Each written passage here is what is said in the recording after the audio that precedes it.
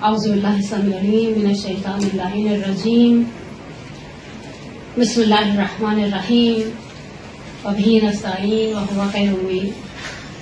الہی انتقنی بالہدی والہدی بالتقوی. کافی عرصے کے بعد ہم ایک دوسرے کے آمنے سامنے ہیں.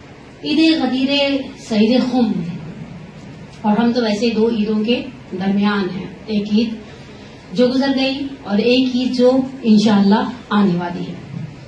اس عید سعید غدیر کے حوالے سے جب مجھے موضوع دیا گیا تو میرے ذہن میں کچھ چیزیں پہلے سے تھیں، ہوتی ہیں اوبیسلی. آپ میں سے بھی جو ذاکر آئے ہیں ان کے بھی ذہن میں بہت ساری باتیں پہلے سے ہوتی ہیں، لیکن پھر یہ بھی احساس ہوا کہ فضائل اور اعمال کو القائم والوں کو بتانے کا فائدہ نہیں ہے. PDF پہلے سے القائم والوں کا آ چکا تھا واٹس ایپ کے اوپر اور فضیلتوں کو بیان کیا جا چکا تھا. لیکن بہرحال ہمارا حال، میں کبھی کبھی ایسے ہی بارگاہ صدیقہ کبریٰ میں بی بی سے ایک جملہ کہتی ہوں کہ بی بی ہمارا حال اس مچھر کی مثال ملتی ہے، بعض جگہ مینڈک کا تذکرہ ملتا ہے، اس جانور کا سا ہے جو ابراہیم کی آگ پر پانی چھڑک رہا تھا صرف اس لیے کہ میرا حصہ ہو.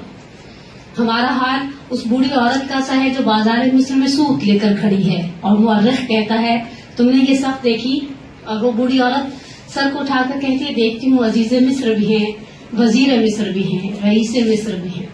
کہا کوئی کہتا ہے یوسف کے وزن کے برابر سونا دیا جائے گا، اور ان خریداروں میں تم کھڑی ہو، تمہارے ہاتھ میں صرف کچھ کاتا ہوا سوٹ ہے، بنا ہوا کپڑا ہے. تو کہا میں چاہتی ہوں جب مورخ کا قلم چلے تو میرا نام ان لوگوں میں سے ہو جو خریداران یوسف کی صف میں کھڑے تھے. تو ہم بھی چاہتے ہیں یوسف زہرا کے خریداروں کو کی صف میں ہمارا نام رہے. آغائے مروندی کے حوالے سے ایک جملہ نقل کیا ہے. کتاب اس وقت اتنی کتابیں گڈمڈ ہیں کہ کتاب کا نام ذہن میں نہیں ہے. کہا وابستہ رہو سید الشہداء کے دروازے سے، کسی بھی طرح سے، چاہے عزاداروں کے جوتے جفت کرو، چاہے چائے بناؤ، چاہے چائے سرو کرو، چاہے چاندیاں بچھاؤ، چاہے چاندیاں اٹھاؤ. تو پروردگار انشاءاللہ ہمیں امیر المومنین کے سفرہ ولایت سے متمسک رہنے کی توفیق عطا فرمائے، اور پروردگار انشاءاللہ اس نعمت عظمیٰ جو آنے والی ہے. اول درس ہے، نارملی دعا ہمیشہ میں آخر درس میں مانگتی ہوں، لیکن اول درس میں کہوں پروردگارہ خوشی کا موقع ہے. جب ہم جیسے روسیاہوں کے گھر کوئی خوشی کا موقع آتا ہے، خدا بچوں کی شادیاں ہوتی ہیں، کوئی بچے کی ولادت ہوتی ہے، آ کر کھڑا ہونے والا صرف ایک بات کہتا ہے باجی مبارک ہو. اور ہم تمام وجود کے ساتھ ریئلائز کرتے ہیں کہ باجی مبارک ہو اصل میں کیا کہہ رہی ہے، یو شوڈ گیو می. اب آپ اپنا والیٹ کھولنا کچھ دیں. ہم کہتے ہیں اتنی بڑی خاندان پیغمبر کی خوشی تھی. میں صاحب القدیر، میری جان قربان ہو جائے اللہم محمد عبد الحسین امینی صاحب القدیر کی، جگہ جگہ کہتے ہن اونی یا رسول اللہ. اللہ کے رسول کہتے تھے مجھے مبارکباد دو، مجھے مبارکباد دو، مجھے مبارکباد دو. یا رسول اللہ ہم کھڑے ہیں مبارکباد دینے کے لیے. امیر المومنین ہم کھڑے ہیں مبارکباد دینے کے لیے. آپ نے خیمہ نصب کروایا. خواتین جو مدینے سے حج کے لیے آئی ہوئی تھیں وہ آئیں. جس طرح سے فتح مکہ پر اللہ کے رسول نے آگے ترس کے اندر پانی رکھا تھا، ادھر سے اللہ کے رسول فتح مکہ کے موقع پر بیعت لیتے ہوئے مسلمان عورتوں سے اپنے ہاتھ کو پانی کے اس ظرف میں ڈبوتے تھے. اگر استاد جعفر سبحانی فراز ہے یا زندگانی ہے، پیغمبر اسلام میں کہتے ہیں عورت آتی تھی فتح مکہ کے موقع پر سامنے آ کر پانی کے برتن میں وہ ہاتھ ڈبوتی تھی، بیعت کے جملوں کو اپنی زبان پر جاری کرتی تھی. اللہ کے رسول نے غدیر کے موقع پر ایک خیمہ نصب کیا، امہات المومنین آئیں مبارکباد دینے کے لیے. صدیقہ کبریٰ آئیں مبارکباد دینے کے لیے. اصحاب انصار اور مہاجرین کی بیویاں آئیں، بنو ہاشم کی خواتین آئیں مبارکباد دینے کے لیے. یا رسول اللہ آپ کی خوشی ہے، امیر المومنین کی خوشی ہے، صدیقہ کبریٰ کی خوشی ہے، ان سب سے بڑھ کر اللہ کی خوشی کا دن ہے. پروردگار وہ نعمتیں جو ہم تجھ سے طلب کرتے ہیں، دن رات مانگتے رہنے ہمارا کام کیا ہے؟ اللہ کے حبیب کہتے ہیں خدایا ایک دن دے تاکہ تیرا شکر ادا کروں، ایک دن نہ دے تجھ سے طلب کروں. آپ نے کبھی سوچا جس دن ہماری ساری دعائیں پوری ہو گئی نا پھر ہمارے پاس کچھ مانگنے کے لیے نہیں رہے؟ نہیں، ایک دن دے تیرا شکر ادا کروں، ایک دن نہ دے میں تجھ سے مانگوں. کبھی آپ نے سوچا ساری دعائیں پوری ہو جائیں تو شاید ہمارے ماں باپوں میں دل بھی نہ لگے، ہمارا سید الشہداء کے قبے کے پاس دل بھی نہ لگے. نہیں، کچھ زندگی میں ہونا چاہیے، اسے مانگتے رہیں. بس ایک نعمت پوری ہوتی ہے، دوسری نعمت کی تمنا دل میں کھڑی ہو جاتی ہے. آغاز گفتگو میں ایک جملہ امام صادق کا، خدایا غیر مترقبہ نعمتوں کے امیدوار ہیں. وہ نعمتیں ایک طرف ہیں جو ہم نے مانگی ہیں، بہت ساری نعمتیں ہم نے مانگی نہیں، ہم جانتے ہی نہیں ہمارے لیے اچھی ہیں، تو بہتر جانتا ہے۔ امام سجاد کہتے ہیں تو نے حکم دیا ہے کہ مجھ سے مانگو تو تجھ سے دعا مانگتا ہوں، ورنہ میری اوقات کیا میں تجھ سے کہوں میرے لیے کیا اچھا کیا اچھا نہیں ہے۔ تو پروردگار کی انشاءاللہ اس خوشی کے موقع پر عطا کر ہر وہ نعمت جو تو نے محمد و آل محمد کو عطا کی، اور بچا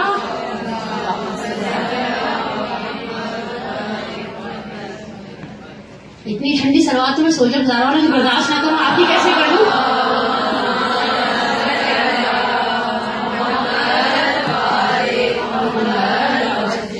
اور ہمیں بچا ہر اس شر سے جس سے تو نے محمد والے محمد کو بچایا۔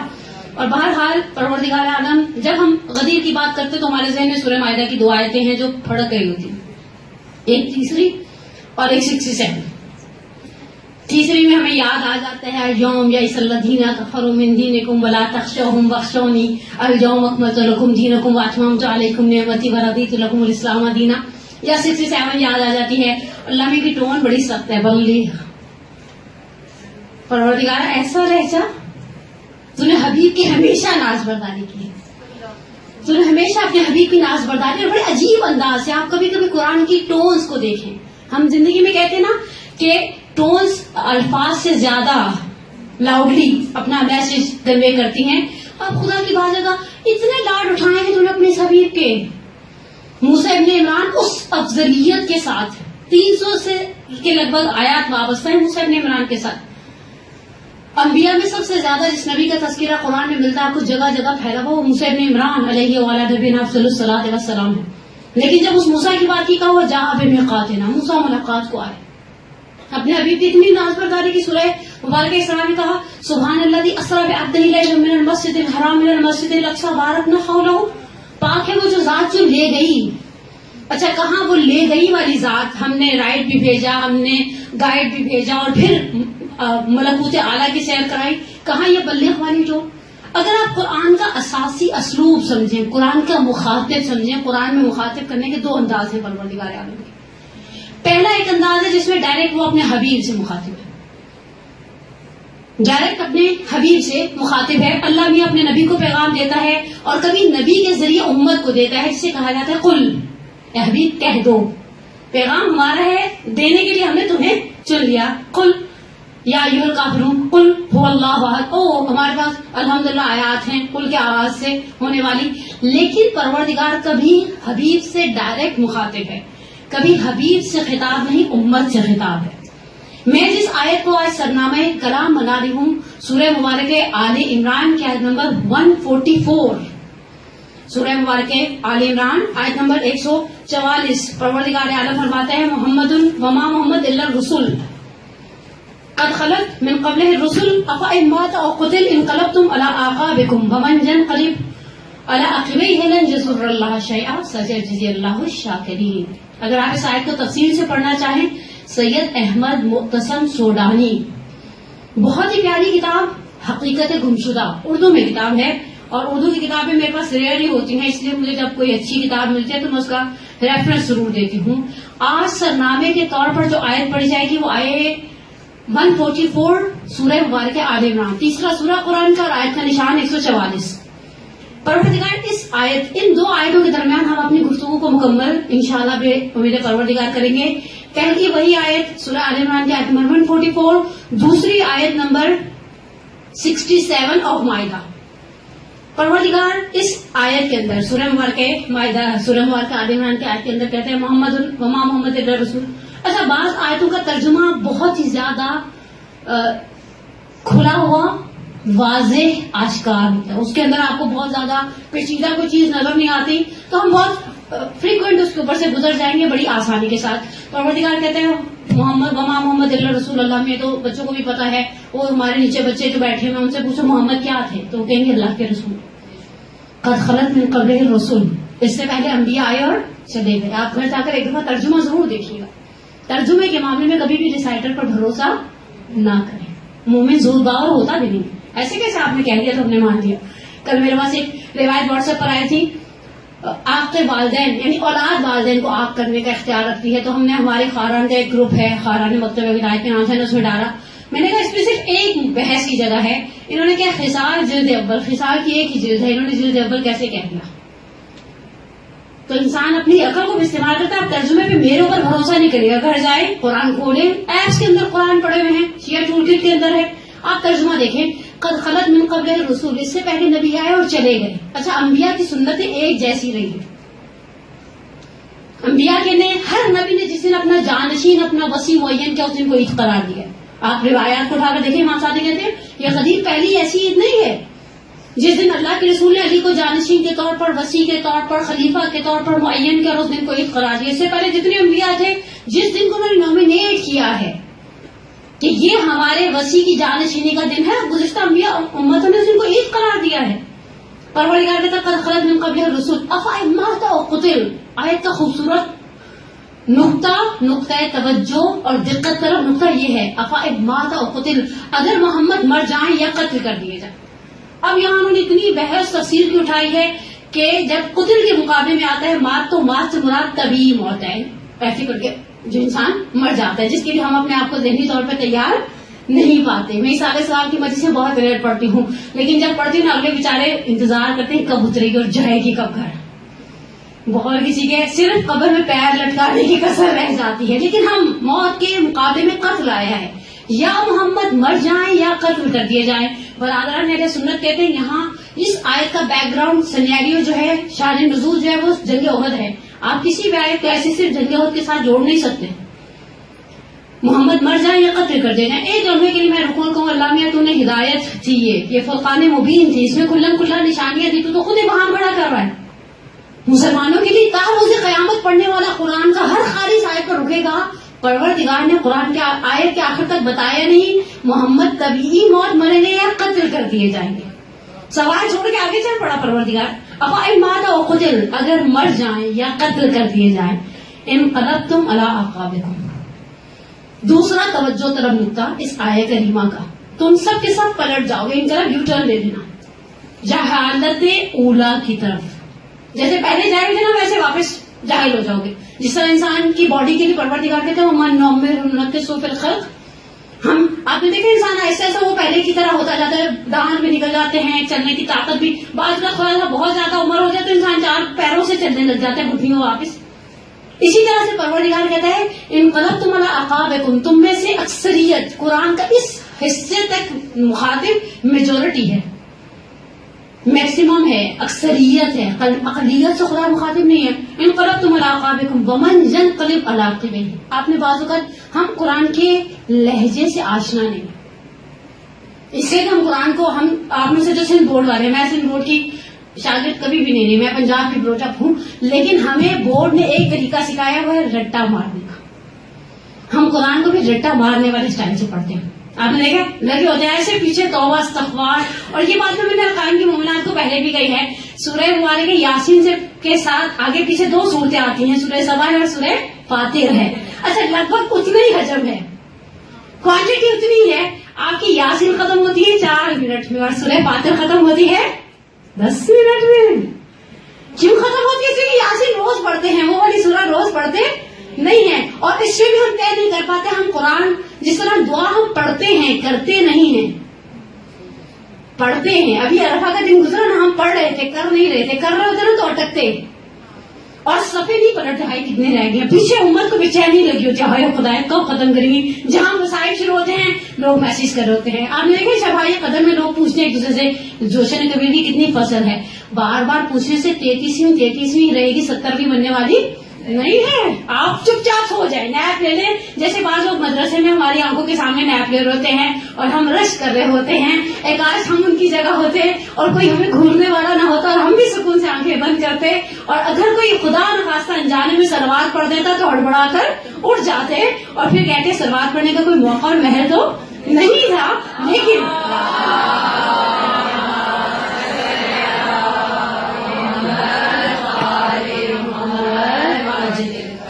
لیکن پروردگار کا یہاں لہجہ بہت عجیب ہے. ہم جس سے محبت کرتے ہیں اس کا لہجہ سمجھتے ہیں.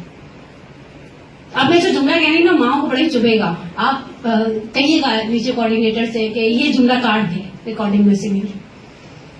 ہم جن سے محبت کرتے ہیں ان کا لہجہ سمجھتے ہیں. امی اس نے بیچاری امی کہا، ہم نے ٹون سے سمجھ لیا کہ کچھ غلط ہو گیا. شوہر نے فون ایک دم کاٹ دیا، ہم اسے کاٹنے سے سمجھاتے کچھ گڑبڑ ہو گئی ہے. ساس نے سب کے سامنے کا دلہن ادھر تو آنا، کتنا پانی ہو گیا امی اب کیا ہوا ہے. ٹھیک ہے نا، ہم جن سے محبت کرتے ہیں لہجہ سمجھتے ہیں، ہم اسی امی، اسی دلہن، اسی بیگم، اسی باجی، اسی بھابھی میں سے سمجھ جاتے ہیں کب سامنے والا اپریشیٹ کر رہا ہے اور کب سامنے والا مہمانوں کے نکل کے جانے کا انڈیکیٹر دے رہا ہے، ان کو جانے دو پھر بتاتے ہیں. ہمیں خدا سے محبت نہیں ہے. محبت ہوتی تو ہم لہجے کے آشنا ہوتے ہیں. محبت ہوتی تو ہم کہتے ہیں آپ لہجہ دیکھیں گا، کبھی کبھی ہمارا لہجہ ہوتا ہے ڈیم کیئر. آپ ہمیں نہیں پوچھے، ہم نے آپ کو کچھ، آپ کو قربانی کا گوشت نہیں بھیجا، ہم نے بھی آپ کو قربانی کا گوشت نہیں بھیجا. ہماری باڈی لینگویج، ہمارے اعمال، ہماری افکار، ہماری زبان، ہماری آنکھوں کی پتلیوں کی رد و بدل بتاتی ہے ہم سامنے والے کا بیسک میسج لے چکے. اللہ کا یہاں لہجہ پتہ ہے کیسے؟ ڈیم کیئر والا. ہمارے پنجابی میں ایک لفظ ہوتا ہے ٹٹھے کھونچ جاؤ، پرواہ نہیں ہوگی تمہاری. وَمَنْ يَنْقَلِبْ عَلَىٰ عَقِبَيْهِ لَنْ يَضُرَّ اللَّهَ شَيْئًا. جو پلٹ جائے گا خدا کو نقصان پہنچنے والا نہیں ہے. سید جزی اللہ شاکرین. پروردگارا قتل محمد کی بات ہے، مرگ محمد کی بات ہے، اور تو کہتے ہیں سید جزی اللہ شاکرین ہم شکر کرنے والوں کو جزا دیں گے. آپ یہ آیت ذہن میں رکھیں. اس آیت کو آپ کہیں گے روزرز میں بیٹھے، اتوار والا دن ہے، ابھی تو قربانی کے گوشت آ رہے ہیں آہستہ آہستہ، اور ابھی فریزر میں اسی گود بھرائی چل رہی ہے ہمارے فریزر کی. دیکھیں ذرا غربت کا یہ عالم ہو گیا کہ قصاب آہستہ آہستہ بیچارے اپنی دکانوں سے بیٹھ کر بیٹھے ہیں. لیکن آپ جب بھی ٹائم ملے، تھوڑا سا ٹائم 10 منٹ 15 منٹ نکال کر آپ اس آیت پر توجہ رکھیے گا، اس آیت کے بنیادی پیغام کو ذہن میں رکھیے گا. ومن ينقلب علی عقبیہ لن یضر اللہ شیئا. سیجزی اللہ شاکرین. یہ پہلی آیت میں نے آپ کی خدمت میں پڑھی. آپ کہیں گے اس آیت کا غدیر کے ساتھ کیا تعلق ہے؟ ترازو کے ایک پلڑے میں آپ کو وہی والی تقریر چاہیے تھی نا، جس میں بیٹھ کے روایتیں پڑھتی اور آیتیں پڑھتی اور پھر بات کا خلاصہ کر دیتی. میں آپ کو لمحے فکریہ دینے کے لیے آئی. ابھی تو آپ نے کہا اداس ہو گئی نہیں، پھر آپ اداس ہونے والے نہیں ہوں گے. آپ نے ترازو کے ایک پلڑے میں اس آیت کے مخاطب اور امت کو ذہن میں رکھا. پروردگار مجھ سے اور آپ سے مخاطب ہے، اور پروردگار کہہ رہا ہے ومن ينقلب علی عقبیہ لن یضر اللہ شیئا. سیجزی اللہ شاکرین. جو پلٹ جائے گا ہمیں نقصان نہیں پہنچے گا، ہم شکر کرنے والوں کو جزا دیں گے. اچھا، قرآن کی بہت ساری آیتیں دلیل کے طور پر آ گئے. سودانی لائے ہیں اپنی کتاب میں کہ شکر گزار ہمیشہ کم رہے ہیں. یہاں پر اس آیت کے اندر کوئی چیز ایسی ہے جس سے پھر جائیں گے مسلمان. 11 ہجری 28 سفر المظفر رحلت پیغمبر ہو گئی. اس سے لے کر 50-60 ہجری 61 ہجری محرم الحرام کربلا کا میدان، کیا کچھ مسلمانوں کے درمیان نہیں رہا؟ کوئی ایسی چیز تھی جو 11 ہجری میں لاس ہو گئی، اور جنہوں نے لاس کر دیا اسے قرآن کہتا ہے یضر اللہ شیئا، ہمیں کوئی نقصان نہیں پہنچے گا. خدا کی خدائی میں کوئی فرق نہیں آیا. مسلمانوں کے درمیان 61 ہجری تک نماز تھی 1، 61 ہجری تک روزہ تھا 2، 61 ہجری تک خمس تھا 3، 61 ہجری تک حج تھا. میں کسی سنی اسکالر کا ایک بڑا پیارا جملہ پڑھی تھی. اسے کسی شاگرد نے پوچھا کہ جب صحابہ کرام نے بیعت کر لی تھی یزید ابن معاویہ کی، تو حسین ابن علی نے کیوں نہیں کی؟ کہا فرزندم تمہارا سوال الٹا ہونا چاہیے تھا. جب حسین ابن علی نے بیعت نہیں کی، باقی صحابہ نے بیعت کیوں کی؟ اب اصل بحث یہ ہے کہ 61 ہجری تک اسلام کی ہر چیز ہے. نماز ہے، روزہ ہے، حج ہے، حفظ قرآن ہے، قرآن کا سب کچھ ہے، سب کچھ چل رہا ہے. ایک چیز نہیں ہے. یہاں قرآن اس آیت میں اس چیز سے پھر جانے کو دین سے پھر جانا کہہ رہا ہے. مخاطب امت ہے، ٹھیک، الحمدللہ آپ ماشاءاللہ پڑھا لکھا سمجھدار مجمع سب سے زیادہ آپ کی رادس میں آئی ہوں، ورنہ میں نے چھوٹے کے بعد سنڈے کو نکلنے مجھے موت آنے لگ گئی ہے، اور مجھے سوچوں کہ میرے کو نہ ہی نکلنا پڑے گھر سے اتوار والے دن وہ اس ٹائم پر. لیکن حقیقت ہے اب دوسری آیت، اور میں 4 یا 5 روایتیں آپ کے ساتھ شیئر کر کے زحمت کو ختم کر دوں. یہاں مخاطب امت ہے. پروردگار نے امت کو ایک جسے کہنا انڈیکیٹر دے دیا، اور پھر سورہ مائدہ کی اب اس آیت کو پڑھیں، اس آیت کو پڑھنے کا اس آیت کے بعد مزہ آئے گا. پروردگار وہاں مخاطب امت تھی، اور تم نے امت کو ایک طرح سے میرے الفاظ میں نا دھمکی دے دی جو پلٹ گیا.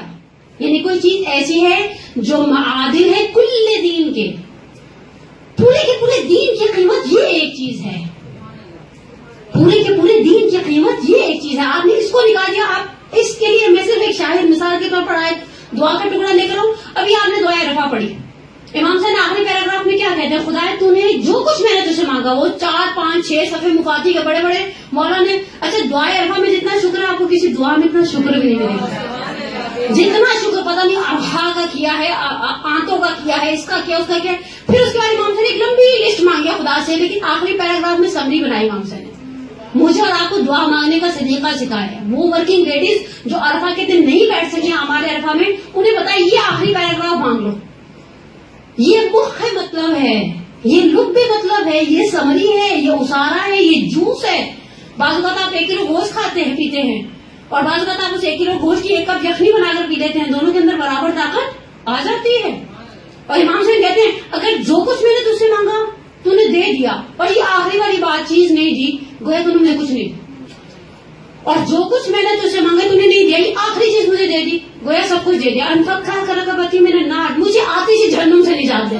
جس طرح سے امام حسین دعائے عرفہ کے اس لاسٹ پیراگراف میں ایک فقہ کا رقبتی من النار، انسان آتش جہنم سے نجات پا جائے کو ان ساری دعاؤں کا نعم البدل قرار دیتے ہیں، بلکہ افضل قرار دیتے ہیں. بس ایک چیز ایسی ہے، یہاں مخاطب امت ہے، خدا کہہ رہا ہے تم نے یہ چیز چھوڑ دی، سارا دین چھوڑ دیا.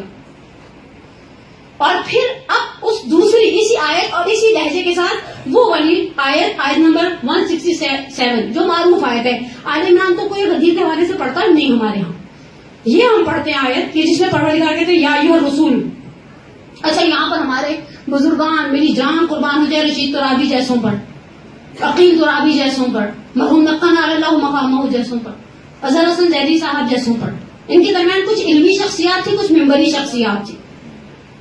ہم عالم اور ممبر، عالم اور ذاکر کا فرق نہیں سمجھ پاتے، لیکن ان بزرگان نے بڑے اچھے طریقے سے عوام تک ایک پیغام پہنچایا. پروردگار یا ایھا الرسول کہہ رہا ہے. آپ نے دیکھا بعض اوقات انسان کے کسی کے ساتھ ٹرمز اچھے ہوتے ہیں، وہ سامنے والا فرض کرے فوج میں کرنل ہے، جب آپ کو ان کے یہاں گوشت بھیجنا تو آپ کرنل صاحب نہیں کہیں گے، بھائی صاحب کہیں گے. اور جب آپ کو کوئی کام نہیں کروانا تو آپ کو یاد آ جائے گا سامنے کا عہدہ کیا ہے. اللہ میاں بتا رہا ہے اے حبیب ہم اب تم سے کوئی لاڈ والی بات نہیں کرنے آ رہے. اب یہاں عہدے کا سوال ہے اور عہدے کی آبرو کا سوال ہے. یا ایھا الرسول بلغ ما انزل الیک من ربک. پروردگار یہاں پر آئے اسٹاپ ہو جاتی تو کافی نہیں تھا. دیکھیے قرآن ایک ایسی کتاب ہے نہ آپ کم کر سکتے ہیں نہ آپ زیادہ کر سکتے ہیں. ہم تحریف قرآن کے قائل نہیں ہیں، برس عامہ کی اہل سنت کے ان کے ایک کتاب میں مل جائے کہ خلیفہ ثانی کے زمانے میں کسی پتے کے اوپر لکھا تھا بکری نے کھا لیا، نعوذ باللہ من ذالک. قرآن کہتے ہیں انا نحن نزلنا الذکر وانا لہ لحافظون، ہم نے اس کی حفاظت کا ذمہ لیا ہے. پروردگار کہتا ہے جب 10 ہجری میں اللہ کے رسول نکلے ہیں، اچھا کمال کیا ہے، ادھر سے خود نکلے ہیں، ادھر یمن پیغام بھجوا دیا. یمن مولا کائنات کو ایسا گورنر بھیجا ہوا تھا. میں کبھی کبھی تصور کرتی ہوں، قدیر کی فضا کو محسوس کرتی ہوں. بیوی مدینہ سے نکلے ہیں، مولا یمن سے نکلے ہیں. یا رسول اللہ یہی خوشی، یہ ری یونین فیملی کی بہت بڑی بلیسنگ تھی نا. لیکن اس ری یونین پر خدا نے اکتفا نہیں کیا، بلغ ما انزل الیک. اب یہاں پر وہ علمی نقطے جو آپ مجھ سے زیادہ اچھی طرح سے جانتے ہیں، واللہ یعصمک من الناس. یہاں اللہ کے رسول کو کسی چیز کا ڈر ہے. اگر کوئی کم فہم، اگر کوئی نادان، اگر کوئی ناسمجھ یہ سمجھتا ہے کہ اللہ کے رسول کو جسمانی تکلیف کا ڈر تھا، تو پھر اس سے زیادہ کیا کہوں میں. میرے پاس نامناسب الفاظ نہیں ہیں، بلکہ الفاظ تو ہیں، جرت نہیں ہے جن نامناسب الفاظ کو میں زبان سے جاری کر سکوں.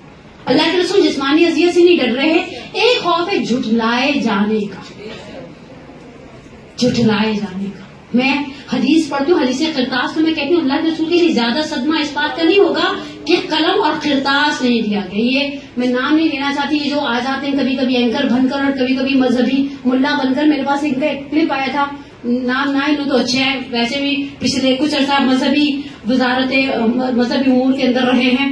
انہوں نے کہا اس سے پہلے اللہ کے رسول نے عمر سے پہلے علی سے مانگا تھا قلم اور کاغذ، ابن عباس سے مانگا تھا کاغذ. آپ لا کر تو دیں ہمیں کوئی ایسی حدیث، ہماری کتابوں سے لا کر دیں نا کہ مولا کائنات سے مانگا تھا کاغذ اور قلم.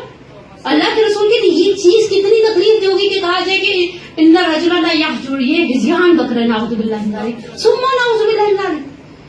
اللہ کے رسول کو خوف ہے، واللہ یعصمک من الناس، پروردگار تمہیں بچا لے گا. اب بچا لے گا. اب یہ ایک کام تھا، ان لم تفعل فما بلغت رسالتہ، یہ وہی لہجہ ہے جو امت کے ساتھ تھا. ابھی اگر تم نے یہ نہیں کیا، اللہ کے رسول 23 سال کون سی محنت ہے جو آپ نے نہیں کی.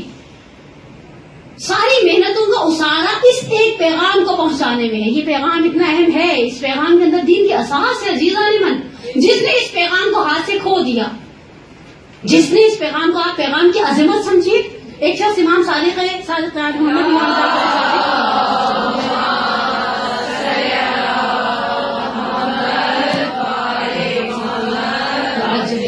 امام جعفر صادق علیہ السلام کے پاس آتا ہے, مفہوم اور خلاصہ روایت. مولا کہتے ہیں دسترخوان بچھائے, مولا کہتے ہیں بسم اللہ کرو, تفضل. کہتے ہیں نہیں, مجھے قرآن کی ایک آیت اتنی نعمتوں کو کھانے سے روکتی ہے. مولا نے کہا وہ کون سی قرآن کی آیت ہے جو تمہیں روکتی ہے؟ کہا قرآن کے طرف یوم الدین لتسألن یوم الدین عن النعیم, ہم قیامت کے دن نعمتوں کا سوال کریں گے. آقا سید ہاشم رسولیہ محلاتی شیخ حدیث میں کہتے ہیں, امام صادق کہتے ہیں تم نے یہ سوچا خدا ان نعمتوں کا حساب لے گا؟ یہ تو ایک کریم کو زیر نہیں دیتا نا. آپ ہمارے گھر آئے, چائے پی, ہم آپ سے پوچھا آپ نے کتنے بسکٹ کھائے, آپ کہیں گے یہ کیسی عورت ہے, بلایا کیوں تھا؟ ہم آپ سے پوچھا آپ نے کتنی روٹیاں کھائی, نہیں نا, ہم سے دیکھ رہا تھا میزبان ایسے کر کے کتنی کھائی, ٹھیک ہے نا, ایسے. پھر ہم کہتے نہیں آپ نے تو صحیح طرح سے لیا ہی نہیں ہے, اور دل میں کہہ رہے تھے بی بی ساری تو آپ کی طرف چلی گئی, اور وہ آخر میں جو بریانی بچی ہے وہ صرف ہڈیاں ہیں, اب بوٹیوں کی گنجائش ڈش کے اندر باقی نہیں رہی. کہا کہ وہ کون سی نعمت ہے؟ کہا یہ لتسألن عن النعیم, ہم قیامت کی نعمتوں کا سوال کریں گے. کہا یہ ایک کریم فرد کو زیب نہیں دیتا, تم سے چھوٹی چھوٹی نعمتوں کا سوال کرے. کہا مولا یہاں نعمت کی جمع ہے, لفظ نعیم ہے, نعمتیں. کہا سب سے پہلی نعمت جس کا خدا پورے صراط پر سوال کرے گا وہ ہم محمد والے محمد کی ولایت ہے. اس ولایت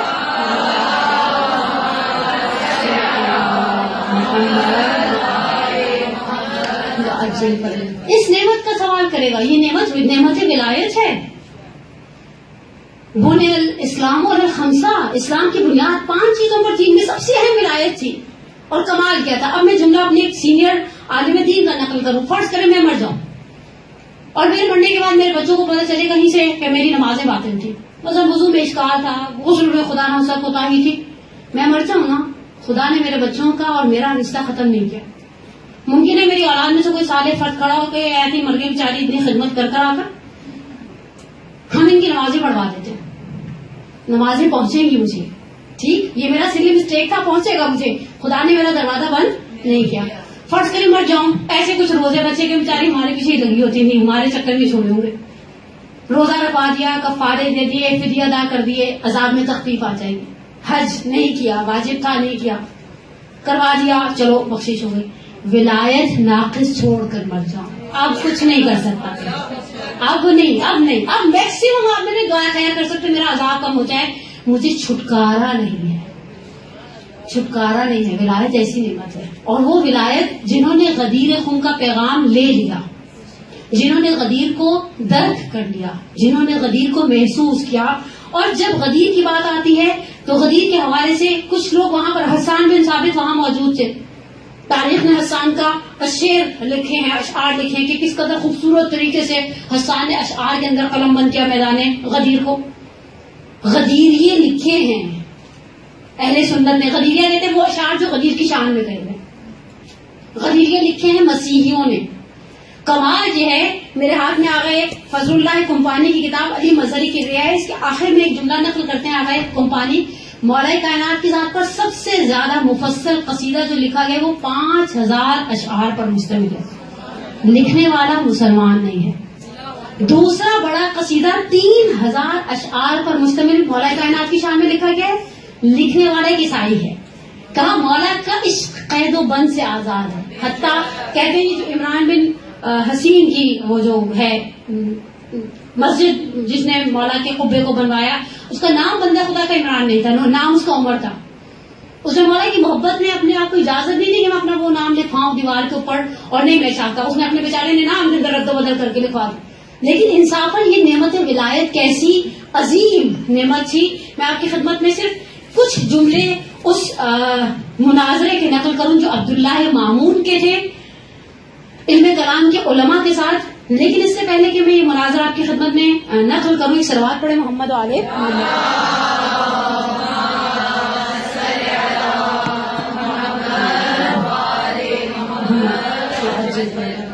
انہوں نے پوری بحث کے ساتھ پیچھے سے یحییٰ ابن اسلم نے, جبکہ وہ بغداد کے قاضی القضاۃ تھے, قاضی القضاء یعنی چیف جسٹس, میرے پاس پیغام بھیجا کہ امیر المومنین اس کے الفاظ ہیں میرے، نقل کفر نہیں ہوتی، اس کے الفاظ ہیں. امیر المومنین سے مراد عبداللہ مامون، ہارون رشید کا بیٹا مامون رشید. کل صبح میں مسجد میں 40 افراد کو لے کر خدمت میں جاؤں جو سب کے سب فقیہ ہوں، جواب دے سکیں. خیر یہ 40 لوگوں کو لے کر پہنچا.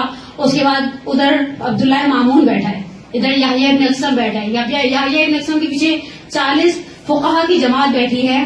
کہا یحییٰ کہتے ہیں کہ میں نے آپ کو بتانا چاہتا ہوں کہ مثلا دین میں مناقشہ ہے، ہم جاننا چاہتے ہیں عبداللہ مامون کس دین پر ہے. کیونکہ یہ لوگ دل چاہتا تھا تو اپنے آپ کو الگ ہی شو کرتے تھے، دل چاہتا تھا تو اپنے آپ کو کسی دوسرے دین کا شو کرتے تھے. انہوں نے کہا کہ ہم آپ کا نظریہ علی کے بارے میں جاننا چاہتے ہیں. اب میں نے اس مناظرے کو خلاصۃ الغدیر سے لیا ہے. الغدیر کا خلاصہ اردو زبان میں حجت الاسلام والمسلمین علی اصغر مروج ہے، واللہ عالم، کیونکہ زیر زبر پیش پوشیدہ ہوا خراسانی. کہتے ہیں کہ ہم لوگ جب بیٹھے، سارے کے سارے لوگ بیٹھے، تو امیر المومنین نے کہا کہ مجھے عہد رسول کے ایسے شخص کے بارے میں بتاؤ جو دوسروں سے افضل ہو. اصل مجھے تعجب ہے اس افراد پر. خود ابن ابی الحدید معتزلی نے شرح نہج البلاغہ میں ایک جملہ کہا ہے، الحمدللہ الذی قدم المفضول علی الفاضل.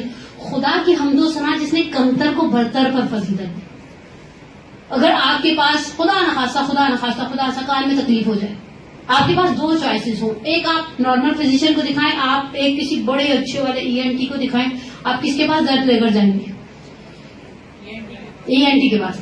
آپ کے پاس انتخاب کا حق دیا جائے، ایک آلو چالو سی درجن کا اور ایک اچھے ٹیلر کا، ریٹ دونوں کے سیم ہو، آپ کس کے پاس جائیں گے؟ کامن سینس کی بات ہے. جب ہم گھر میں رہنے والی عورتیں لہسن پیاز کاٹنے اور چھیلنے والی عورتیں جانتی ہیں کہ اگر 2 کا انتخاب کا حق دیا جائے تو ہم بہتر کو لیتے ہیں. امت کے عقل پر پتھر پڑ گئے تھے، امت کے عقل پر پتھر پڑ گئے تھے. مولا اس حدیث غدیر سے استدلال کرتے ہوئے انصار اور مہاجرین کے دروازوں پر گئے ہیں. مولا اس حدیث غدیر، حدیث ثقلین، حدیث منزلت، حدیث تیر سے استدلال کرتے ہوئے انصار اور مہاجرین کو گواہ بناتے رہے ہیں. حتیٰ شیخ توسی علیہ رحمہ پر میری جان قربان ہو جائے. مولا کائنات کے حرم کے دربانوں میں سے آج بھی ان کی قبر مطہر حرم امیر المومنین کے باہر موجود ہے. لیکن مولا کائنات کے احتجاج خلیفہ اول کے ساتھ انہوں نے نقل کیا ہے کہ مولا کہتے تم نے کس حساب سے اپنے آپ کو خلیفہ رسول کہا میری اور رسول کی قرابت اچھی تھی، کہا میری اور رسول کی قرابت سے زیادہ اچھی قرابت تھی. خود مولا کائنات خطبہ شخصیہ میں فرماتے مولا مجھے اس طرح سے علم سے سیراب کے جیسے پرندہ دانے کو سیراب کرتا، اپنے بچے کو سیراب کرتا ہے دانے سے. کہا کہ تم بتاؤ افضل کون تھا اس زمانے میں، رسول اللہ کے زمانے میں. اسحاق کہتے ہیں میں نے سر کو جھکا دیا، یعنی جو قاضی القضاء یحییٰ بن اقسم ساتھ علماء اور فقہاء لے کر آئے ہیں، سر کو جھکا دیا. کہا کہ اگر یہ تم سمجھو کہ خلیفہ اول افضل تھے. اب بہرحال بعض ویسے انہوں نے بڑی عجیب قسم کی دلیل کے طور پر لے کر آئے ہیں. آپ سوچیے کس طرح سے کوئی کہہ سکتا ہے کہ ایک ایسا شخص جس نے اپنی زندگی کے کئی سال شرک میں گزارے ہیں، بت پرستی میں گزارے ہیں، رزق اور آسان گناہوں کے ساتھ گزارے ہیں، آپ کیسے اس کو کسی ایسے شخص کے ساتھ خود اہل سنت کا کرم اللہ وجہہ کہنا سب سے بڑی دلیل ہے کہ کوئی مولا کی برابری اصحاب پیغمبر بھی نہیں کر سکتا. اس سے پہلے کہ یہ مامون کے جملے آپ کی خدمت میں نقل کروں، عبداللہ جو ہے یہ احمد بن حنبل کے فرزند ہیں. سید عبداللہ فاطمیہ روزہ استاد میں نقطہ گفتہ میں ایک جملہ عبداللہ کا نقل کرتے ہیں. کہا میں نے ہمیشہ دیکھا میرے والد کا بڑا رجحان تھا مولا کائنات کی نسبت، بڑی عقیدت تھی، لیکن جو علم رکھتا ہے وہ آٹومیٹکلی عقیدت بڑھ جائے گی. علم کا سب سے بڑا کمال یہ ہے یا یہ محبت بڑھا دیتا ہے یا یہ نفرت بڑھا دیتا ہے. تیسری چوائس آپ کے پاس نہیں رہنے دیتا. آپ شمر کے بارے میں پڑھتے جائیں آٹومیٹکلی نفرت بڑھ جائے گی. آپ اصحاب سید الشہداء کے بارے میں پڑھتے جائیں آٹومیٹکلی محبت اور معرفت بڑھتی چلی جائے گی. کہا کہ میں نے دیکھا میرے باپ کے دل میں بڑا احترام ہے علی مرتضیٰ کے حوالے سے. کہا کہ ہمارے گھر پر چونکہ عالم ہے اور بھارت بڑا مقام ہے علماء اہل سنت میں، حنبلی فرقہ ہے باقاعدہ مخصوص ان کے ساتھ. علماء اہل سنت کے ایک ڈیلیگیشن آئے آ کر بیٹھے، چائے وائے لوازمات چل رہے تھے. اس کے بعد ایسے بحث سے بحث، بعض کا ہوتا ہے نا کلام یہ جرل کلام. ہم کبھی کبھی ذاکروں کے ساتھ کسی لنچ میں بیٹھتے ہیں، ہم کہتے ہیں ہم ایک کہیں بیٹھے ہوں تو بولنے کی مجال نہیں دیتے، 6 برس 12 ذاکرہ ایک چھت کے نیچے بٹھا دیجیے، ہر بولنے سے آواز آ رہی ہوتی. کہا کہ الکلام پر کلام، بحث سے بحث چلی اور کسی نے کہا افضلیت صحابہ، کیونکہ اہل سنت کا نظریہ یہ الصحابہ کلہم کالنجوم کلہم عدول، سارے کے سارے ستاروں کی مانند ہیں، جس کے پیچھے لگو گے وہ تمہیں ہدایت تک پہنچا دے گا.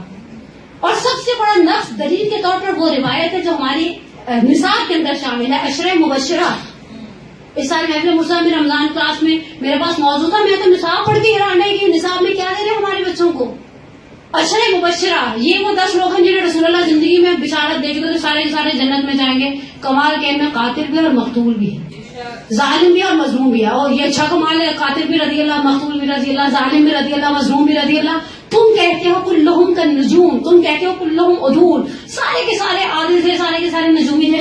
کہا افضلیت صحابہ کے میں سے کچھ تو تھے جن کا کریڈٹ زیادہ تھا. کہا ایک شخص کھڑا ہوا، عبداللہ ابن احمد ابن حنبل کہتے ہیں، ایک کھڑا ہوا اس نے کہا ابو ذر. اچھا باقی سامنے علماء بیٹھے ہیں نا، میری طرح کے جاہل لوگ تو نہیں بیٹھے ہوئے. ایک نے کہا اگر آپ کہہ رہے ہیں ابو ذر تو دلیل کے طور پر آئے تھے، روایت نے کہا. کہا اللہ کے رسول نے کہا تھا یا ابا ذر اکرم انت منا اہل البیت، تمہارا مقام بہت ہے، تم ہم اہل بیت میں سے. دوسرے نے کہا نہیں سلمان. کہا کیوں؟ کہا سلمان کے سامنے جب مناقشہ تھا کہ سلمان کس قبیلے کے ہیں تو اللہ کے رسول نے کہا سلمان محمدی ہیں. تیسرا نے کہا عمار، الحق مال عمار والعمار مال حق، حق عمار کے ساتھ ہے، عمار حق کے ساتھ ہے. خیر بحث چلتی رہی، ہر مولوی ایک دلیل دیتا رہا. بحث ختم ہو گئی، مولوی نے چائے پہ اپنے گھر چلے گئے.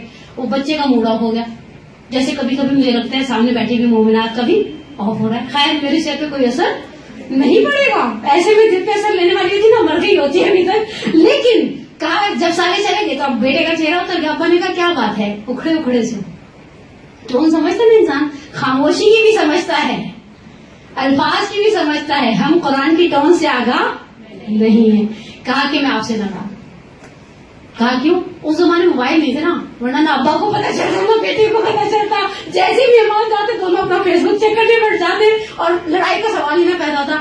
کہا میں بچپن سے آپ کو دیکھتا رہا، آپ کی عقیدت، آپ کی محبت علی مرتضیٰ کی نسبت. آپ جب ابو الحسن کہتے ہیں سر کو جھکاتے ہیں، لیکن آج جب افضلیت صحابہ کی بات چلی تو آپ کے سامنے ابو ذر کا نام لیا گیا، آپ چپ تھے.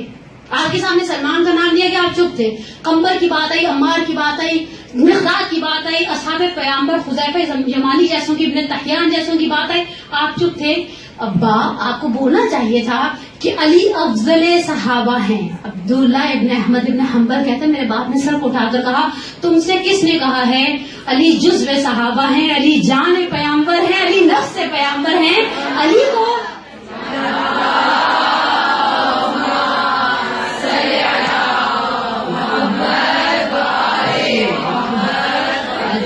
امیر المومنین کو کسی سے ملایا نہیں جا سکتا. خود مولانا خطبہ شکشکیہ میں کہا ہے، جب شورا میں خلیفہ ثانی نے شورا بنائی اور کہا ہے یہ 6 لوگوں میں سے اگر 3 ہو جائیں تو یہ کرنا، اگر 4 اور 6 2 ہو جائیں اس طرح سے کرنا. اور کہتے ہیں یہ کم مصیبت ہے.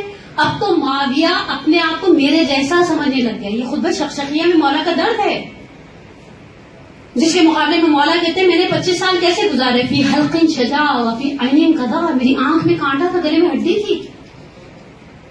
کہتا عبداللہ ابن مامون پوچھتا ہے اسحاق سے، خلیفہ نے پوچھا اسحاق تم حدیث ولایت کی روایت کرتے ہو؟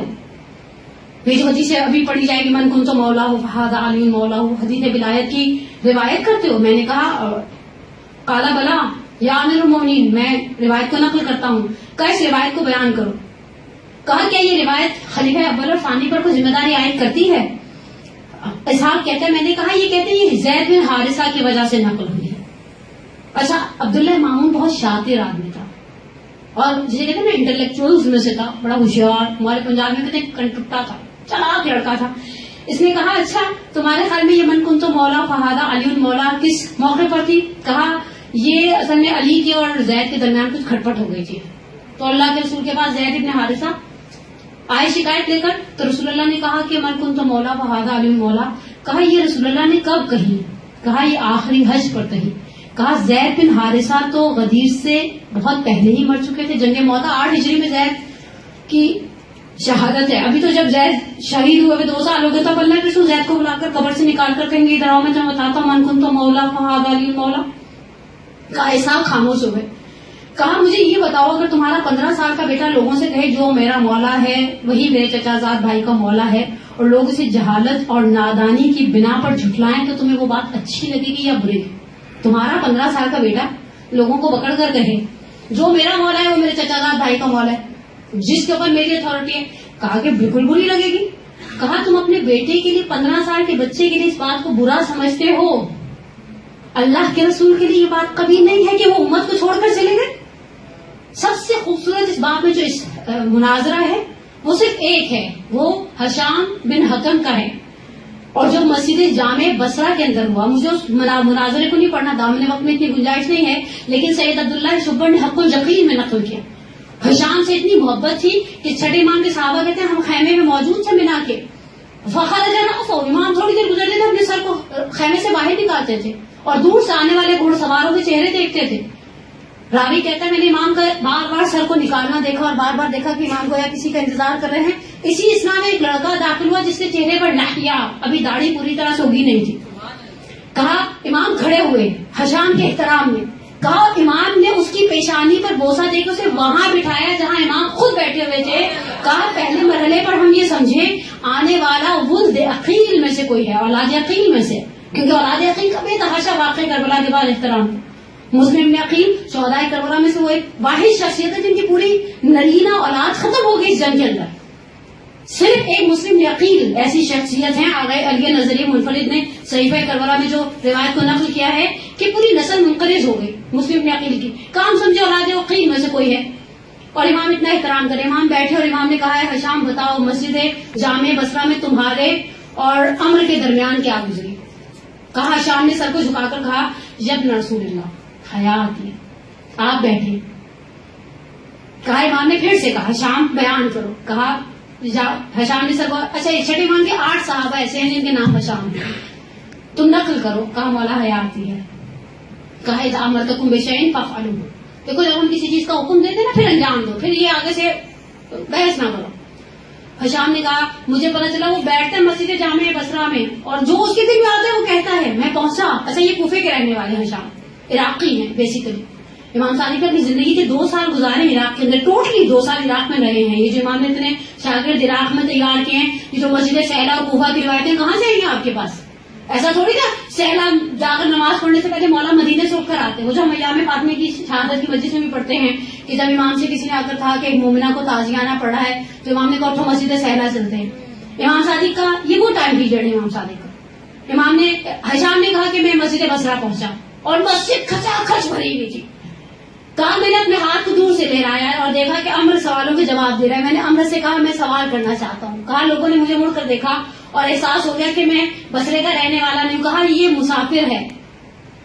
کہا میں لوگوں کو گزارتا ہوا امر کے قریب پہنچا اور میں نے امر سے کہا میں بہت دور سے آیا ہوں, میں مسافر ہوں, اگر میں آپ سے کوئی سوال کروں آپ جواب دیں گے. اور مولوی صاحب بیٹھے وہاں پر سوالوں کا جواب دینے کے لیے تھے.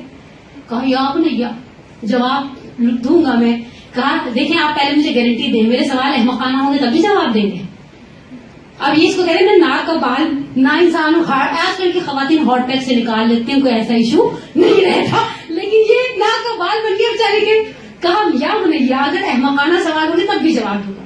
کہا جب سارے مجمع کے سامنے سے گارنٹی لے لی سوالوں کا جواب دے گا. میں نے پہلا سوال کیا آپ کی آنکھیں ہیں, کیا سوچا ہوا بیچارے نے, تھوڑا سمجھ گئے نا, اوکے. کہا ہاں یا بنیا ہے. کہا ان سے کیا کرتے ہیں؟ کہا ان سے چہروں اور رنگوں کو تشخیص دیتا. کہا پھر میں نے پوچھا آپ کا ناک ہے؟ کہا ہاں ہے. کہا اس سے کیا کرتے ہیں؟ کہا اس سے بدبو اور خوشبو کو تشخیص دیتا ہوں.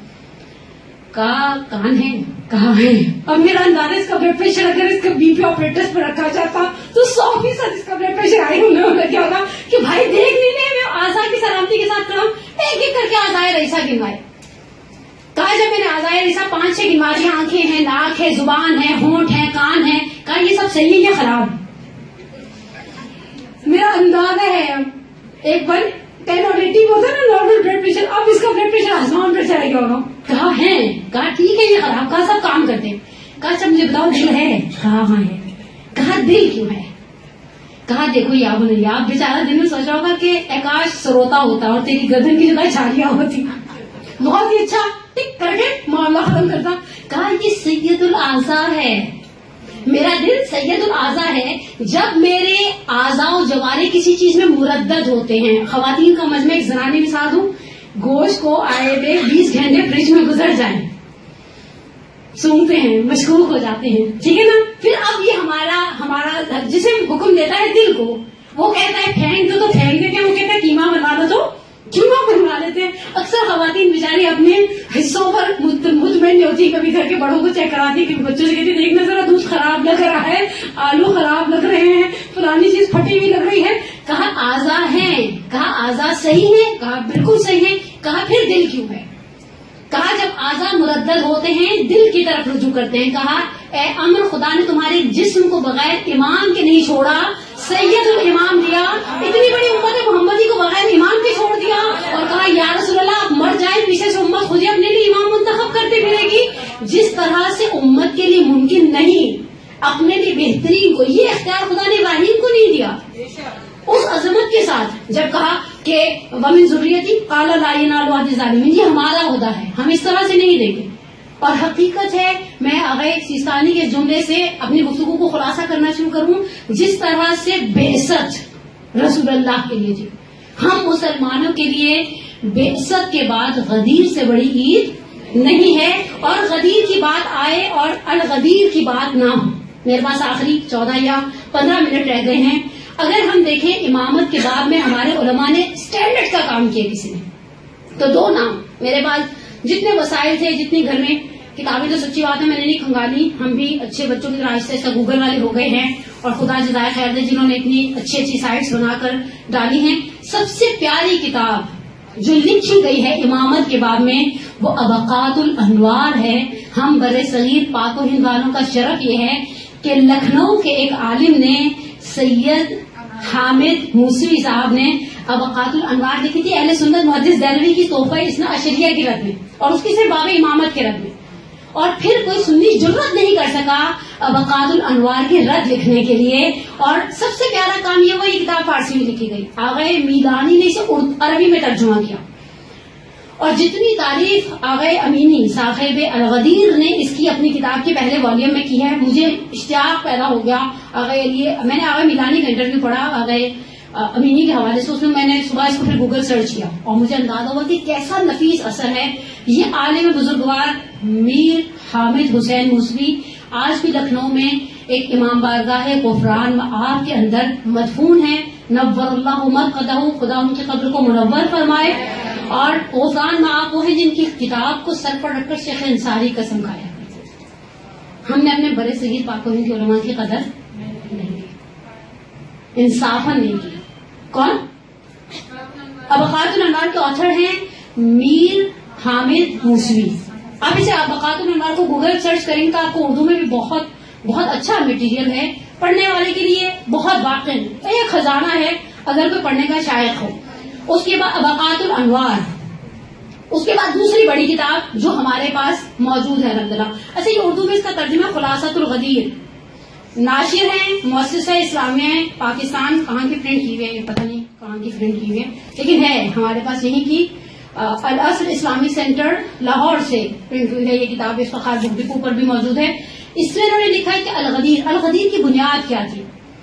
آغا عبد الحسین امینی صاحب الغدیر, آپ پروردگار انشاءاللہ آپ کو اور مجھے شرف دے بارگاہ باب علم میں جانے کا. جب ہم آغا سیستانی کے جس سائٹ پر گھر ہے اور جہاں ہادی والوں کا آفس ہے, ہادی ٹی وی والوں کا, ادھر پیچھے بازار ہویش ہے, ایسے پر 36 سے جائے امام خمینی کا بھی پرانا گھر ہے, آپ وحید کا مدرسہ ہے, وہاں بازار ہویش میں ایک قبر ہے آغا امینی کی.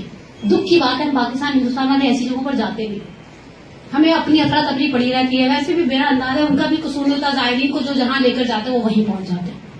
اس سے زیادہ وہ ایفرٹ خود سے پرسنلی نہیں کرتے, اور تھوڑا ایگزاسٹ بھی ہو جاتے ہیں, ہیڈیک والے دن ہوتے ہیں. نجف سب سے زیادہ مضمون اس اعتبار سے ہوتا ہے, لوگوں نے کوفہ اور سہلا بھی جانا ہوتا ہے, وادی السلام بھی جانا ہوتا ہے, خود مولا کے پاس بھی دل ہوتا ہے کہ انسان اس امیر کی بارگاہ میں. میں نے پہلی مرتبہ جب یعنی صدام کے زمانے کے بعد جب میں جا رہی تھی 2 سال پہلے 1 سال کے لیے رہنے کے لیے, تو میں نے اپنے کسی نجف کی پیدائش استاد سے پوچھا.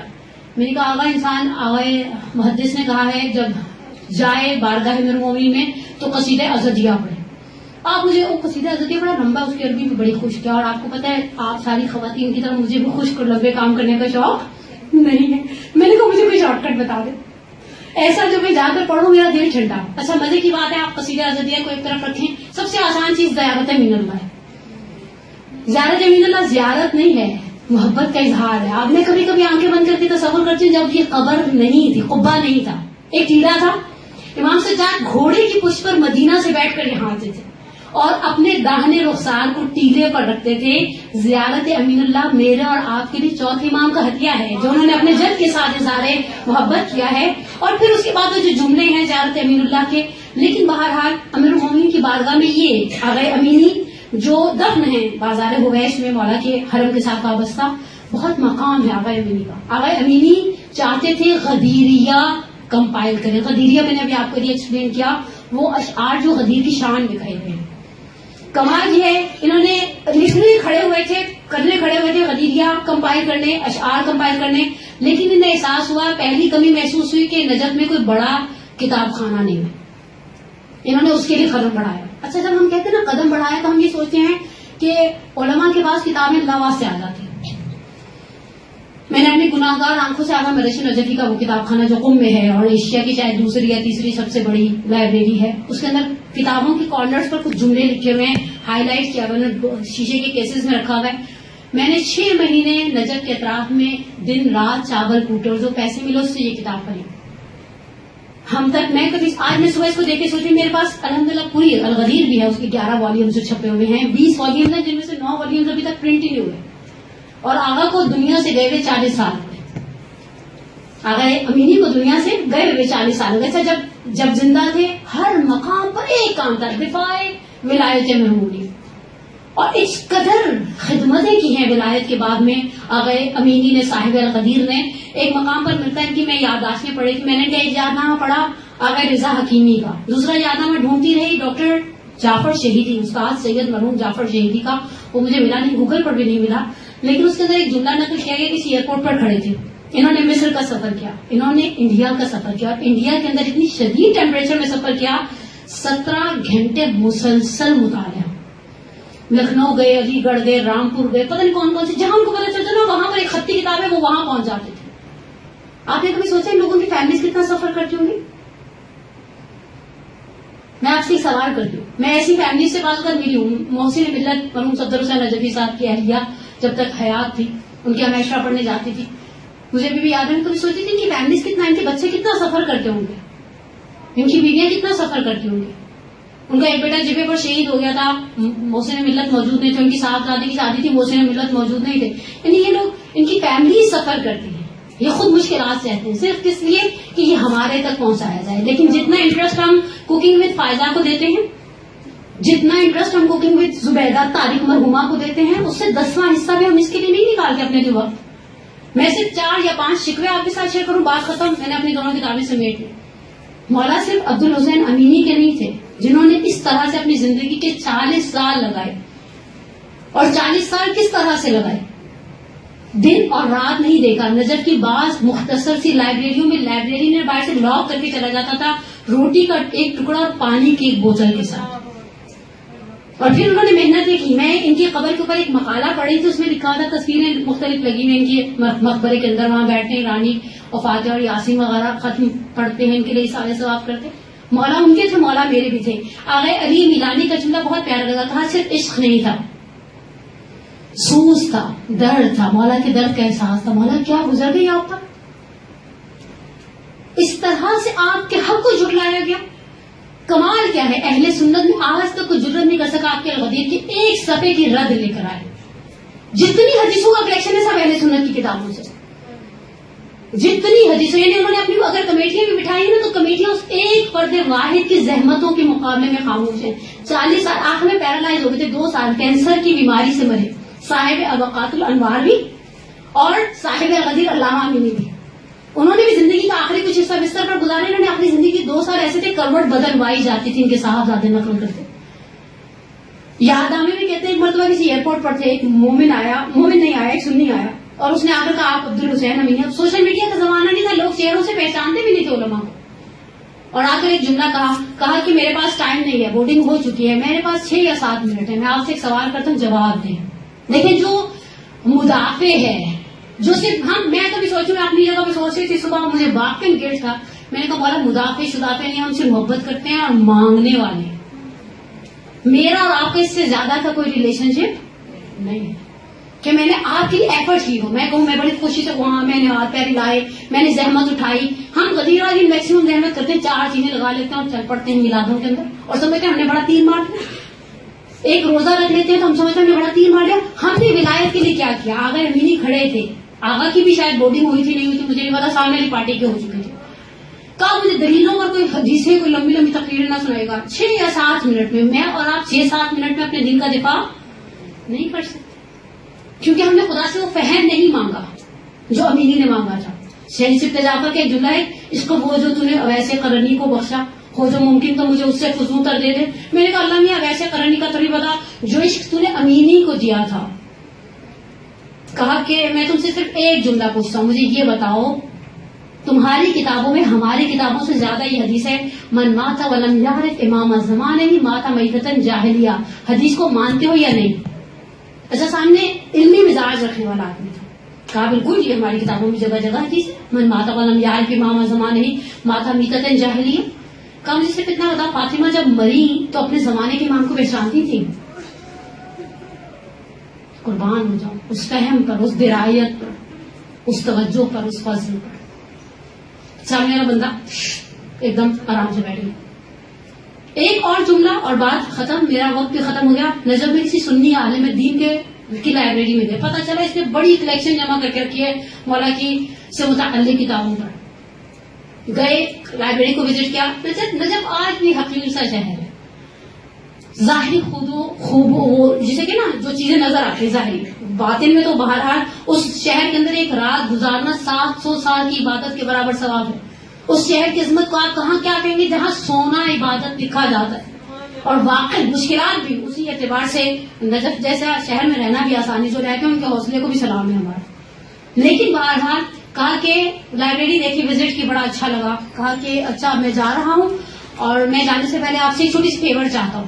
انسان آتے نا بعض اوقات ہم کسی کے گھر پہلی دفعہ جاتے ہیں وہ لوگ بچوں کو نہیں دیتے، دیکھا نہیں آپ نے، نئے بچے کو دیتے، پرانے بچے بیچارے سانسی کنفری مبتلا ہو جاتے ہیں. آج کل وہ ویڈیو دیکھیں جو وائرل ہوئی ہے کہ جو آتا ہے وہ اس بچے کو گفٹ دے کر چلا جاتا ہے، مجھے کیوں کوئی کچھ نہیں دیتا. اور امی بیچاری کو وہ نکالنے کے چکر میں آ گئی، بچی کی امی پیسے کھا گئی ہیں. لیکن کہا کہ میں چاہتا ہوں ایک مانوی ہدیہ لے کر جاؤں.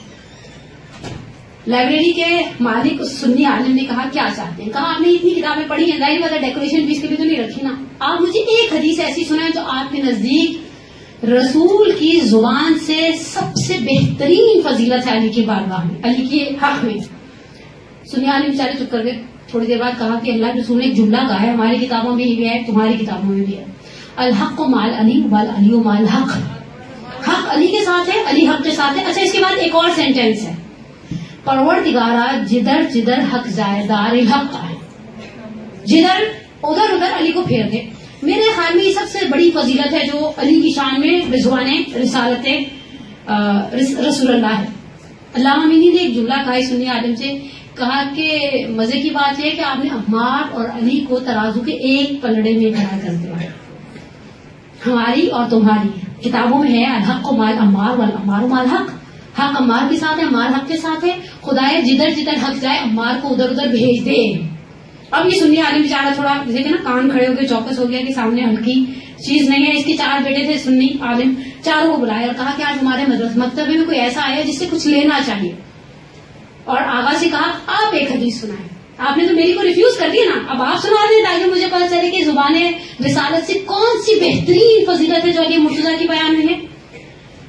کہا آتی حدیث وہی جو تم نے نقل کی، الحق مال علی والعلی مال حق. اگلا سینٹینس میرا الگ ہے تمہارا الگ ہے. تم کہتے ہو خدایا جدھر جدھر حق پھرے ادھر ادھر علی کو پھیر دے. اللہ کے رسول نے کہا جدھر جدھر علی مڑے تو حق کو ادھر موڑ دے.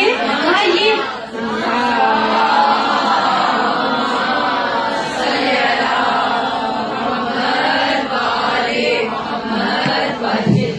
کہا یہ تم نے حدیث میں تمہیں سناتا ہوں.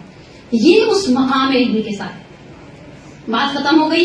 پروردگار اس غدیر کی برکتوں سے آپ کو اور مجھے بھی نوازے. ایک آخری جملہ سنتی جائیے، ایک جملہ مرحوم امینی کے حوالے سے. آغا امینی کا انتقال ہوا، بستر میں تھے بیمار. تشیع جنازہ تہران میں ہوئی، تشیع جنازہ کاظمین میں ہوئی، تشیع جنازہ سامرہ میں ہوئی، تشیع جنازہ کربلا میں ہوئی. جنازے کو نجف لے جایا گیا.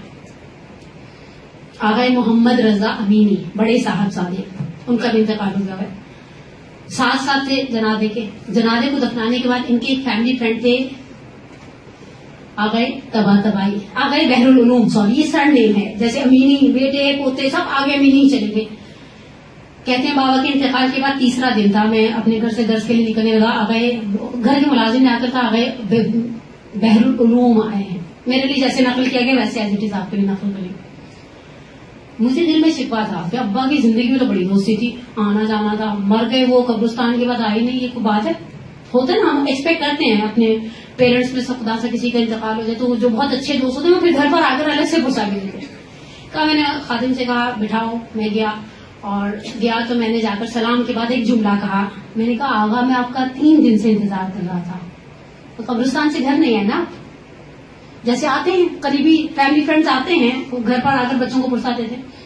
کہا میں نے اپنے آپ کے ساتھ عہد کیا تھا میں تمہارے پاس نہیں جاؤں گا کرسی کے لیے. ابھی بیچاروں کو تھوڑا ہوا کیوں نہیں جاؤں گا، میں نے کون سی آپ کی بھینس چرا لی ہے.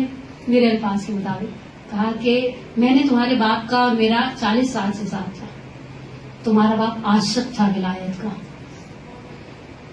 ایسا عشق تھا. ایک دفعہ مسجد میں کسی سنی عالم نے ان کو پکڑ کر کھڑے ہو کر یہ کہہ دیا تھا کہ شیعہ جھوٹ بولتے ہیں جو کہتے ہیں ایک رات میں علی 1000 مرتبہ 1000 رکعت پڑھتا ہے. کہا میں تمہاری بات کا جواب دیتا ہوں، نیکسٹ ویک یہی اسی حرم رضوی کے سے مشرق کے علماء تشیع میں بے چینی اور کھلبلی مچ گئی تھی. سب نے آخر میں سے کہا یہ کوئی باتیں کرنے والی، آپ کسی کانفرنس ہال کو بک کراتے، کوئی سیمینار کرواتے، یہ تو عوام اور خواص سب آ جائیں نا. کاٹ نہیں سکتے آپ مشرق کے صحن میں کہ آپ آئیں آپ نہ آئیں، تو سب کے لیے کھلا ہے دسترخوان والا کا. کہا جب بلا رہا ہوں تو کہا کر کے بھی دکھاؤں گا. جب نیکسٹ ویک علماء کہتے ہیں شیعوں سے زیادہ سنی پہنچے تھے، بعض لوگ زائدان سے فیٹس لے کر پہنچے تھے، دیکھیں کیا کرتا ہے منی، جسے کہتے ہیں نا مدافع، دفاع کرنا اہل بیت کا. مغرب عشاء کی نماز ختم ہوئی، 1000 رکعت وہاں کھڑے ہو کر پڑھ کے دکھا دی اور کہا جب مومن پڑھ سکتا ہے امیر المومنین کس طرح سے نہیں پڑھ سکتے. اسے کہتے ہیں کرنے والے کے لیے. لیکن کہا کہ میں نے دیکھا تمہارا باپ عاشق تھا، خدا کی قسم جب تک نظر میں تھا ہر روز مولا کی زری کے سامنے کھڑے ہو کر زیارت جامع کبیرہ حفظ سے پڑھتا تھا، آنسو رخسار پر بہتے. گل گیا تمہارا باپ، انڈیا، مصر، ٹرکی، کہاں کہاں نہیں گیا، کہاں کہاں نہیں گئے. صرف اس لیے اسے کوئی بتاتا تھا وہاں ایک کتاب ہے خطی ہے کسی کے پاس وراثت میں پہنچی، وہاں پہنچتا تھا. میں نے کہا یہ مر گیا، اس کا چیپٹر کلوز ہو گیا، اب علی کی ریاست ہے، برزخ ہے. کہا کل رات میں تمہارے باپ کی روح سے کہہ کر سویا. میرے آخری جملے آپ کی خطر انشاءاللہ اتر جائے گی. خدا اس ولایت کی نعمت کو تعدم مر باقی رکھے آپ کے لیے میرے لیے. کہا کہ میں نے رات کو خواب میں تمہارے باپ کی روح سے کہا امینی آؤ دکھاؤ کیا حال ہے. یہاں تو نعمتوں سے محروم تھے، آسائشوں سے دور تھے، علی علی کرتے ہوئے مر گئے. کہا میں رات کو خواب میں سویا، بڑے سکون سے دیکھا میدان محشر اور گرمی وہی والی ہے جو روایتوں میں بیان ہوتی. کہا وسیع و عریض حوض کوثر ہے، حوض کوثر پر جام ہے چھوٹے والے کی. فنجان دیکھا اپنی راکھنوں کا چائے کا کپ، وہ چھوٹا سا ہوتا ہے، اس میں ہمارے جیسے ہوگا تو داڑھ بھی گری نہیں ہوتی. کہا بڑے گلاس ہیں، ہر مومن آتا ہے. مولا ایک مسلک پہ آرام سے بیٹھے اور دیکھ رہے ہیں. مومن آتا ہے گرمی سے نڈھال آگے حوض کوثر دیکھتا ہے، مولا کا اذن طلب کرتا ہے اپنی ایفرٹ کے مطابق. ولایت چائے کے کپ کی مانند ہے، جتنی چینی ڈالیں گے اتنا میٹھا ہو جائے گا. ایسا نہیں ہو سکتا کہ آپ میٹھا ڈالے بغیر چمچی ہلاتے رہیں میٹھا ہونے والا. میٹھا کرنے کے لیے آپ اس میں چینی ڈالنی پڑے گی. کہا میں نے دیکھا لوگ آتے ہیں، کوئی فنجان کے برابر لیتا ہے وہ چائے کا چھوٹا کپ، کوئی بڑا گلاس ہے، کوئی واز جتنا گلاس ہے، کوئی لسی والا گلاس ہے. کہا اسی اسلام میں تمہارے باپ کی روح سے توسل کر کے سویا تھا، میں نے دور سے دیکھا تمہارا باپ آ رہا ہے. میں نے دیکھا مولا نے اپنی جگہ چھوڑ دی، آگے بڑھے، حوض کوثر کے قریب ہوئے، قبا کی آستینوں کو پلٹنا شروع کیا. قربان ہو جاؤ میری. کہا حوض کوثر سے پانی کو اپنے چلو میں لیا، تمہارے باپ کے ہونٹوں سے لگا کر ایک جملہ کہا اللہم بیض وجہک کما بیض وجہی. خدا تمہاری آبرو کی حفاظت کرے. امینی تم نے زندگی میں میری آبرو کی حفاظت کی. یہ امینی اور یہ امینی کا عشق. خدایا ہم 2 عیدوں کے درمیان ہیں، ہم 2 عیدوں کے درمیان ہیں. خوشیوں کا موقع ہے، خاندان پیغمبر ہے. ہم نہیں جانتے ہم اس عید پر تجھ سے کیا طلب کریں. اتنی بڑی خاندان پیغمبر کی عید ہے. آپ نے دیکھے ہوں گے ارکان کی PDF میں 8ویں امام کنیزوں کو اور غلاموں کو تک ہدایہ دیا کرتے تھے. مومن کو زیب دیتا ہے اپنے گھر کو سنوارے، مومن کو زیب دیتا ہے لباس نو پہنے، مومن کو زیب دیتا ہے روزہ رکھے، مومن کو زیب دیتا ہے عیدی دے، مومن کو زیب دیتا ہے ہدیہ دے، مومن کو زیب دیتا ہے اچھا کھانا بنائے. لیکن میں مولا کائنات سے صرف ایک جملہ کو مولا ہم امین ہی نہیں ہے. عراق کے وزیر تعلیم نے لیٹر پیڈ پر ایک جملہ لکھ کر بھیجا تھا، میرا اکلوتا بیٹا ہے، ڈاکٹر سے جواب دے دیا ہے. شیعہ کہتے ہیں تمہاری علی کے ساتھ تمہاری علی کے بعد بڑی آبرو ہے. میں سنی ہوں، میرا علی کے ساتھ کوئی ایسا ایسوسیشن کا رشتہ نہیں. میں تمہاری آبرو کو اس وقت مانوں گا جب تم مجھے میرا بیٹا لے کر دو. سید عبداللہ فاطمی نے روزہ امتیاز گفتہ میں کہتے ہیں اسی لیٹر پیڈ کو اٹھایا اور پیچھے لکھ کر دیا، میں نے تمہیں خدا سے تو علی مرتضیٰ کے صدقے میں تمہارے بیٹے کی شفا لے کر دی. کہا پروٹوکول والی گاڑی کتنی دیر میں آفس میں پہنچے گی؟ 15 منٹ. کہا یہ کاغذ نہیں، یہ امینی کی آبرو ہے. اور ادھر عراق کے وزیر تعلیم کا سیکٹری نکل کر گیا، ادھر سر پر امامہ رکھا. قویش میں تو رہتے تھے، شہر میں رہتے ہیں مولا کے. کہا امامہ رکھ کر آئے، زری کے ساتھ منہ لگا کر ایک جملہ کہا مولا ڈرافٹ بھیجے. ڈرافٹ میں میری آبرو کی حفاظت کرے گا. پروردگار تجھے امینی اور امثال امینی کے آبرو کا واسطہ. ان آیات کے صدقے میں ہماری سب سے بڑی حاجت ہمارے امام کے ظہور میں تعجیل فرما، ہمارے گناہ کبیرہ صغیرہ کو معاف فرما. پروردگارہ جو بہنیں جو بیٹیاں نکلتی ہیں واقعی مشقت ہے، واقعی سختی ہے، پروردگار محمد اور محمد کے صدقے میں نیکیوں کو ہمارے لیے واقعات و صالحات میں سے قرار دے. ہم سب کا خاتمہ بالایمان فرما. اس غدیر کے موقع پر ہم نے زندوں کے لیے دعائیں کی. پروردگارہ مانگی ہوئی نعمت اور بن مانگی نعمتیں بچوں کے لیے انسان مقدر مانگتے ہیں. مولا کے دروازے پر کھڑے ہو کر مولا سے پوچھیں نا اپنی اولاد کے لیے کیا مانگو، تو مولا آپ کو کوئی ڈیڈ لائن نہیں دیں گے. نوکری مانگو، سرکاری نوکری مانگو تو پرائیویٹ نوکری مانگو. مولا ایک جملہ کہتے ہیں، مولا کہتے ہیں جب مانگو اپنی اولاد کے لیے مقدر مانگو. میں نے عقل والے کو مقدر والے کے پاس نوکری کرتے ہوئے دیکھا ہے. پروردگار ہمارے بچوں کے مقدر یاور فرما، ہمارے مرحومین کی مغفرت فرما، ہمارے جو لوگ دین کے خدمت گزار ہیں بحق محمد و محمد بحق امینی اور امثال امینی ان کی خدمات کو اپنی بارگاہ میں قبول و منظور فرما. پروردگار انشاءاللہ ہمارے درمیان اگر کوئی بیمار ہے اسے شفا عاجلہ و کاملہ عطا فرما، کوئی پریشان ہے اس کی پریشانی کو دور فرما، کوئی مقروض ہے اس کے قرض کو غیب سے ادا کر دے. اور اس عید پر ہم تجھ سے طرف بچے جیسے امید لگا کے بیٹھتے ہیں امی کچھ دیں گی، خدایا ہم تجھ سے امید ہے، تو 70 ماؤں سے بڑھ کر پیار کرنے والا ہے، تو بہترین نعمتوں سے ہمارے دامن کو بھر دے. اپنی صحت سلامتی طول عمر کے لیے اور ہمت طاقت کے لیے آپ لوگ آئے بیٹھے اتنی دیر مجھے سنا. واقعی میں آپ کی جگہ ہوتی تو سو گئی ہوتی اور خراٹوں سے آواز گونج رہی ہوتی. اپنی صحت سلامتی اور توفیقات میں اضافے کے لیے ایک صلوات پڑھے محمد و آل محمد.